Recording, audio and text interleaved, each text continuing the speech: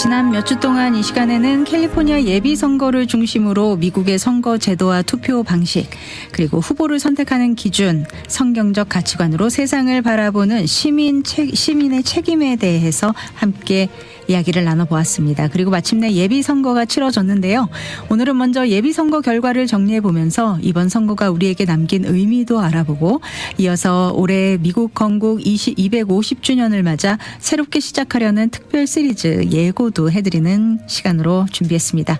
오늘도 귀한 말씀 위에 스티브 황보 장로님 함께하고 계십니다. 장로님 안녕하세요. 네, 안녕하세요. 반갑습니다. 네. 장로님, 몇 주 동안 저희가 이 예비선거에 대한 이야기를 쭉 설명해 왔는데요. 특별히 이번 선거는 주민 발의안 50, 프로포지션 50 통과 이후에 처음 실시된 연방 하원 선거라는 점에서도 많은 관심을 모았습니다. 이번 선거, 캘리포니아 예비선거 전 과정을 어떻게 지켜보셨는지도 궁금해요. 네. 캘리포니아는 우리가 잘 아는 대로 한 정당이 완전히 장악하고 있는 네. 그런 주이고, 그래서 주 차원에서의 정부는 정말 일당 정부라고 쓸 정도로 그렇게 치우친 견제와 균형의 원칙이 완전히 깨어진 네. 그런 정부이기 때문에 선거 때마다 그 판이 깨어지기를 바라는 것은 쉽지 않지만은 네. 어느 정도의 변화가 있기를 기대하는 면은 있습니다.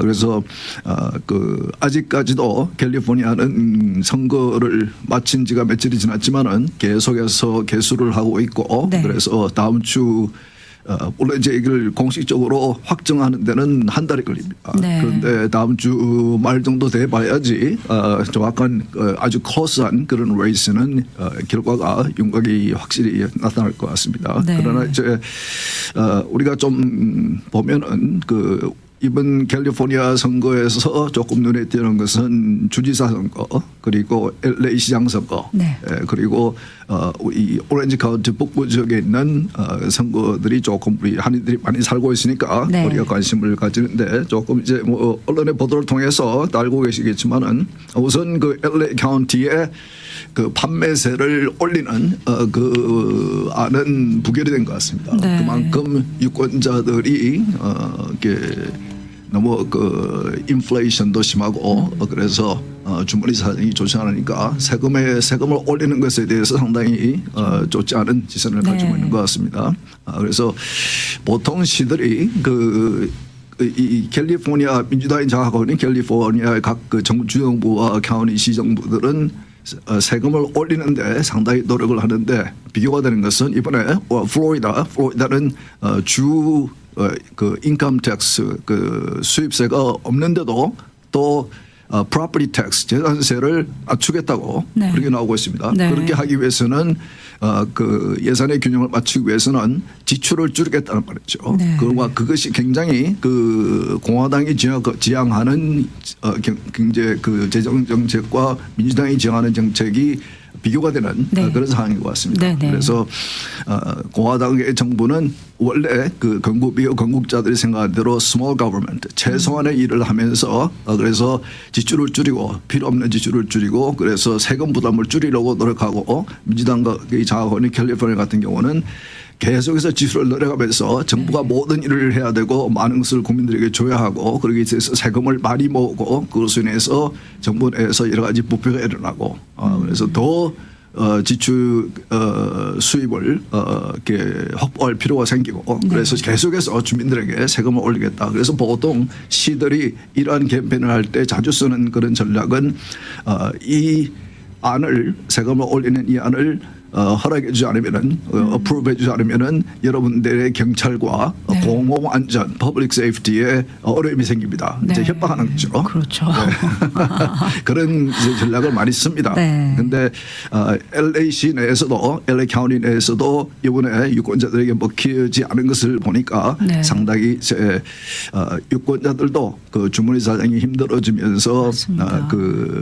지금까지 정부를 책임지고 운영해온 분들에 대한 책임을 물리는 것이 아닌가, 네. 그런 생각이 됩니다.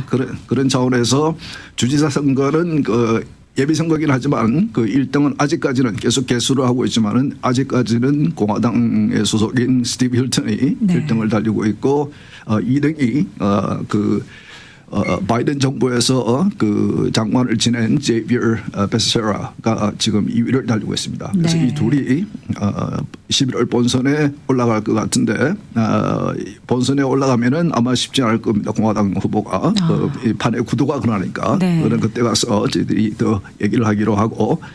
그리고 제가 말씀드렸던 그 교육감, 주 교육감의 선거에서도 네. 1등은 그 공화당 후보가 됐습니다. 네. 2등을 민주당 후보가 됐고 이것도 좀 중요한 선거이기 때문에 네. 우리가 두고 봐야 될 것 같습니다. 네. 그리고 우리 한인 그 연방하원 의원인 영킴이 그 출마해 있는 연방하원 캘리포니아 연방하원 디스트릭트 40에 네. 보면은 2명의 현직 공화당 하원 의원이 붙었습니다. 네. 그런데 새로 만들어진 프롭 50에서 새로 만들어진 지역구가 켄 캘버트 현재 그 현직 의원이 원래의 그 지역구가 상당히 많은 부분을 차지하고 있기 때문에 네. 지금 이제 영킴보다는 거의 한 배 반, 한 2배 정도로 앞서 있는 그런 상황입니다. 그러나 네. 영킴이 그 11월 본선거에 나가는 것은 확실한 것 같습니다. 네. 그래서 상당히 지난번에도 말씀드렸지만은 영킴에게는 쉽지 않은 그런 선거가 될 것 같습니다. 네. 그리고 이 방송국에 있는 이 오렌지 카운티 북부 이 지역에 있는 그 주하원 네. 디스트릭트 67은 공화당 한 명, 민주당 한 명이 이제 올라가게 되어 있습니다. 네. 사이프러스의 전 시장과 세레토스의 전 시장이 이제 붙게 될 것 같습니다. 네. 이것도 역시 판의 구도상 민주당이 약간 우세한 그런 지역이기 때문에 상당히 많은 돈이 이제 아마 몰릴 것 같습니다. 네. 그리고 우리가 좀 관심을 갖고 본 것은 LA 시장 현 시장 캐런 베스가 이번에 획득한 득표수를 보면은 35%입니다. 네. 현 시장임에도 이 정도밖에 득표를 못한 것을 보면은 상당히 LA 시민들이 그 불만이 많단 네. 그 현 시장의 그 임기 동안에 한 일에 대해서 상당한 불만을 가지고 있다는 것을 이제 표로 표출을 한 것 같습니다. 네. 물론 투표율이 LA 카운티는 25%밖에 안 되고 LA 카운티, 오렌지 카운티도 30%밖에 안 되지만은 네. 그들조차도 상당히 거의 65% 정도가 현 시장에게 표를 주지 않는 그런 구도이기 때문에 그래서 지난번에 제가 말씀드렸던 공화당 후보 스펜서 브렛이 바짝 뒤쫓고 있어서 네. 그 둘이 본선에 올라가게 될 것 같습니다. 네. 그래서 스펜서 브렛은 한 번도 공직에 출마해 본 적이 없는 처음으로 출마했지만은 이렇게 갑자기 이렇게 상승할 수 있었던 것은 그가 그 유권자들에게 집중적으로 현 시장이 한 업무들에 대한 비판을 효과적으로 했기 때문에 그 제가 늘 말씀드리지만 도전하는 사람들 입장에서는 네.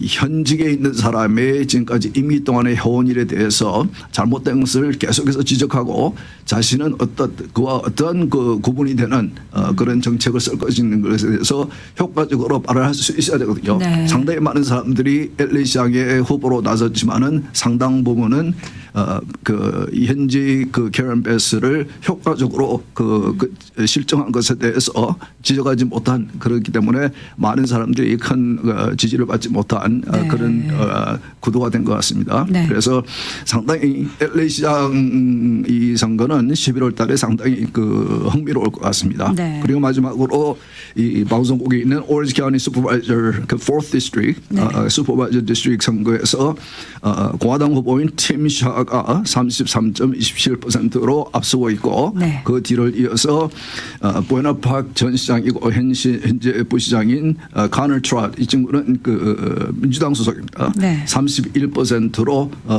이 둘이 11월 본선에 출마할 것 같습니다. 네. 플러튼 시장인 프레처는 18.56%를 받아서 아쉽게 본선에 진출을 못한 것 같습니다. 네, 그렇군요. 그리고 또 한 가지는 그 네네. 전국에서 지금 그 이제 그 예비 선거가 치루어지고 지고 있고 졌는데 이 트럼프가 지지한 후보들은 아직까지는 거의 100%가 다 당선이 되었습니다. 네. 특히 그 현직에 출마한 그 도전자들을 지지한 그런 후보들도 현직을 이기는 그런 모습을 보이고 있기 때문에 그래서 아직까지는 공화당 내에서는 그 많은 유권자들이 트럼프의 그 정책을 지지하는 그런 모습이 이번 선거 결과에서 확실히 나온 것 같습니다. 네. 이번에 1위와 2위에 선택되는 후보들이 이번 11월 본선에서 다시 경합을 붙게 되는 거죠. 그렇죠. 네. 그래도 공화당 후보들이 꽤 선전을 했네요. 캘리포니아 내에서. 그 이제 선거마다 조금씩 다른데 네. 그 어떤 선거는 이제 현직이 없는 경우에 이렇게 민주당 후보가 본선에서 당선될 가능성이 더 높기 때문에 네. 더 많은 민주당 후보들이 예비 선거에 출마를 합니다. 그러면은 이제 표가 갈리죠. 민주당 표가 갈리고 네. 그 공화당 후보들은 당선될 가능성이 높지 않기 때문에 출마하는 후보가 숫자가 많지가 않죠. 네. 그럴 경우는 공화당 후보는 집결이 되고 네. 그래서 예비 선거에서 공화당 후보가 이기고 예를 들어서 그 주 하원 67지역구 같은 경우도 보통 보면은 공화당 후보가 예비 선거 때는 1등으로 올라가는데 본선에서는 지는 그런 네. 이제 현상이 나타납니다. 네. 그리고 이 민주당 후보들은 그 주 차원 후보나 연방 차원 후보들은 막강하게 그 이 노조들 유니언들의 재정적인 지원을 본선에서는 막강하게 받기 때문에 네. 예비 선거 때는 별로 이렇게 관망을 하죠. 그래서 이제 이기고 올라가는 본선에 올라가는 민주당 후보에게 집중적으로 지원을 해주기 때문에 네. 그들은 캘리포니아 내에서는 본선에 올라가는 민주당 후보가 그런 면에서 굉장히 큰 그 장점이 있습니다. 네. 예, 그래서 본선에서 공화당 후보가 확실하게 그 지역구가 공화당의 유권자들이 더 우월한 더 많은 그런 적이 아닌다면은 네. 그러면은 공화당 후보가 결선에서 이기는 경우는 상당히 쉽지가 않습니다. 네. 네. 최근에 언론 보도를 통해서 접한 내용인데요. 이번 선거에 참여한 유권자들이 다른 때 선거 때보다 좀 저조했다 이런 네. 기사를 읽었어요. 네.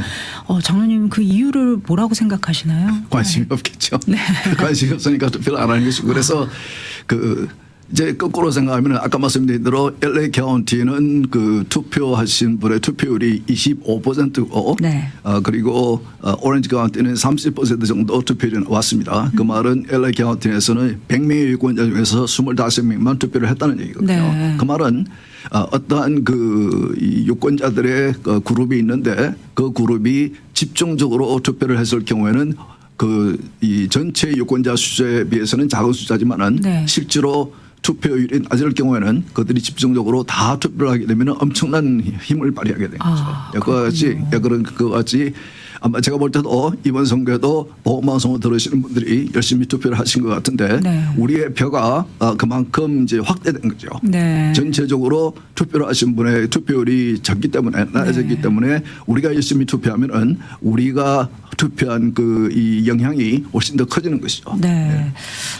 사실 좀 요번 저희가 몇 주 동안 쭉 선거에 대한 이야기를 나누면서 중간에 또 미국 건국 250주년 기념 행사도 있었고요. 네. 그래서 여러 가지 저희가 그 이슈들을 다뤘었는데 그런 과정 속에서 좀 그런 생각이 들었습니다. 정치가 세상을 바꾸는 것이 아니라 그 정치를 움직이는 힘은 결국은 사람들이 어떤 신념과 가치관을 가지고 있느냐에 따라서 네. 또 우리가 살고 있는 이 나라가 변할 수 있다라는 생각을 좀 많이 했거든요. 네. 그런 의미에서 이 미국이 또 어떤 가치관 위에 세워진 나라인가라는 부분에 있어서 우리가 이런 부분들을 인식하고 자각하고 또 거기에 따라서 또 우리의 이런 참정권을 행사할 기회가 있을 때 우리가 참여하는 것 이것도 굉장히 중요한 부분 중에 하나다라는 생각을 다시 한번 해보게 됐습니다. 그렇죠. 네. 그 특히 미국은 그 건국할 때부터 건국하신 분들의 생각이 당시는 250년 전에는 모든 국가에서 왕이 지배하는 국가들이었지만은 네. 처음으로 실험을 한 겁니다. 미국이라는 새로운 나라를 세우면서 권력은 국민들에게 있다. 네. 그것은 하나님으로부터 주어진 것이다. 네. 그리고 국가를 세우는 것은 국가의 권력은 국민들이 빌려주는 것이다. 위임해 주는 것이다. 잠시 이렇게 빌려주는 것이다. 네. 이제 그러한 위대한 실험을 했거든요. 네. 이런 과정, 이런 나라이기 때문에 방금 말씀하신 대로 권력을 가지고 있는 국민들이 열심히 투표를 해서 자신의 뜻을 반영시키는 것. 그러니까 네. 이제 정부가 국민들이 정부를 세워놨는데 선거를 통해서 뽑아놨는데 그들이 잘못된 정책을 쓰고 잘못 간다면은 그것을 개혁하고 하거나 그들을 이제 교체시킬 수 있는 방법이 선거거든요. 네. 예, 그래서 우리의 권력을 다시 되찾아오는 방법이 선거를 통해 투표를 통해서 하는 것이기 때문에 네. 사실 이번에는 그 공교롭게도 한국에서도 선거가 있었고 네. 미국에서도 투표가 이번 주 초에 있었습니다. 네. 그런데 지금 한국의 현상을 보면은 상당히 그 선관위가 그 선거 관리를 잘못해서 네. 투표를 하러 가신 분들이 투표용지가 없어서 투표를 못 하기도 하고 정말. 그리고 어떤 분들은 그런 상황 속에서 투표 시간을 연기를 하는 바람에 네. 개표는 겨우 시작되었는데 그 개표 상황을 보면서 또 투표를 해야 되는 그렇죠. 아주 잘못된 네. 그것은 뭐냐면은 제가 볼 때는 한국의 선거관리위원회가 이 민주주의 사회 속에서 한 표 한 표가 얼마나 소중한 것인지를 잘 모르는 것 같아요. 네. 그러면서도 이런 상황에서는 투표를 중단하고 개표를 중단하고 그렇죠. 다시 투표를 해야 된 그런 상황인데도 네. 전혀 그럴 필요가 없다. 그리고 전에도 보면은 개표를 하는 과정에서 부정투표가 굉장히 많이 나왔는데도 수백 표가 나왔는데도 결과에는 결과를 뒤집을 만한 그 상황이 아니라고 그러면서 그것을 그대로 인정해버리는 상황을 보면서 네. 한 표라도 부정투표가 나오면은 그거는 선거는 무효거든요. 네. 그게 민주주의 사회에서의 중요한 것인데 그래서 민주주의 사회에서는 투표를 통해서 국민들이 정부의 권력을 위임하지만은 중요한 것은 그 투표와 개표가 합법적으로 이루어졌느냐. 네. 그게 중요해요. 불법적으로 이루어지고 불법적으로 권력이 주어졌다면은 그것은 잘못된 것이거든요. 네. 그래서 합법적인 투표와 선거를 하기 위해서 노력하는 것은 매우 중요한 일이고 네. 그것을 위해서 지금 이제 미국에서도 그렇고 한국에서도 그렇고 상당히 노력하는 분들이 계시는 것 같습니다. 네. 네. 그런 의미에서 어떻게 보면 이번 또 미국의 입장에서는 올해가 미국 건국 250주년이잖아요. 네. 그 어떤 해보다 정말 특별한 해가 될 것 같다라는 생각이 드는데 미국 독립기념일이 이제 약 한 달 정도 남았습니다, 장로님. 네. 이번 미국을 읽다 이 시간에도 좀 그래서 특별한 내용으로 우리 장로님께서 말씀을 좀 전해주실 예정인데 바로 미국 건국 250주년 특집 시리즈 기독교와 미국 건국 시리즈를 준비하고 계세요. 이번 특집 시리즈에서는 어떤 내용들을 좀 다뤄주실지 정말 궁금합니다. 그 수년 동안 제가 방송을 해오면서 계속 제가 이제 마음으로 부담을 느낀 것은 우리 한인 이민자들이 특히 복음방송을 들으시는 우리 한인 이민자 크리스천들이 미국의 건국이 얼마나 스페셜했는지 네. 성경적인 관점에서 기독교적인 관점에서 얼마나 특별했는지 그것을 좀 알았으면 좋겠다. 네. 그래서 좀 부담이 있었는데 그것을 준비하는 것이 조금 부담스러워서 시작을 못했다가 이번에 네. 올해가 250 건국 250주년이니까 한번 해봐야겠다. 네. 그래서 다음 주부터 물론 이제 그때마다 중요한 현안들이 있으면은 방송에서 그런 것을 다루겠지만은 네. 이 방송 이 시리즈를 한번 했으면 좋겠다. 미국의 건국은 제가 이게 조금씩 말씀드렸지만은 당시에 거의 대부분의 미국인들은 기독교인들이었고 그들은 매 주일날 네. 교회에 가서 예배를 드리는 하나님의 백성들이었습니다. 네. 그들이 마음을 모아서 독립을 선언하고 새로운 실험, 큰 grand experiment, 새로운 실험을 하는 그리고 독립선언문에도 헌법에도 성경적인 가치관을 확실하게 심어놓은 그런 특별한 나라이기 때문에 네. 우리가 미국의 건국을 미국의 탄생을 이해하지 못하면은 미국을 이해하기가 힘들고 네. 그리고 미국 건국 때 탄생 때의 영적인 배경을 당시의 영적인 배경을 이해하지 못하면은 지금도 미국 사회의 뿌리를 이해하기가 상당히 힘듭니다. 네. 그렇기 때문에 우리가 어떤 사람들이 어떤 인물들이 어떤 생각으로 건국을 했는지 그리고 사실은 미국의 건국의 그 정신 만일 크리스천들이 이 나라를 독립시키지 않고 건국했지 않으면은 지금의 미국의 모습 세워져 있는 미국의 모습은 굉장히 다른 모습을 가지고 있을 것입니다. 네. 그러나 당시에 미국을 세운 그 사람들이 대부분 크리스천들이기 때문에 네. 그리고 그들은 대부분 마틴 루터 1517년에 있었던 종교개혁을 시작한 마틴 루터의 가르침의 영향을 받았고 그 후에 존 칼빈과 존 낙스의 가르침을 배운 그들의 그 신학의 입장에 영향을 받은 장로 그 스코틀랜드의 그 장로교들과 영국의 퓨리탄들 네. 그리고 그들이 건너와서 지난번에 말씀드린 대로 건국을 앞두고 바로 앞두고 조나탄 에드워드 같은 그리고 조지 그 윗필드 같은 그런 훌륭한 종교 지도자들, 네. 부흥 강사들, 설교자들이 그 당시에 미국 1세기의 식민지의 국민들의 큰 영적인 영향을 끼치고 각성운동을 일으키고 그러한 과정 속에서 로마서 13장이 경고를 하고 있음에도 영국의 국왕을 상대로 해서 이렇게 혁명을 일으키는 그래서 미국의 독립을 일으키고 새로운 나라를 세우는 네. 그런 과정을 겪었기 때문에 결국은 이 세월호 세워진 나라가 얼마 후에는 이 미국의 교회들이 세계 선교에 나서게 되고 그 선교사들이 젊고 훌륭한 그 당시에 미국 선교사들이 한국으로 가서 네. 한국에서 큰 그 영향을 끼치고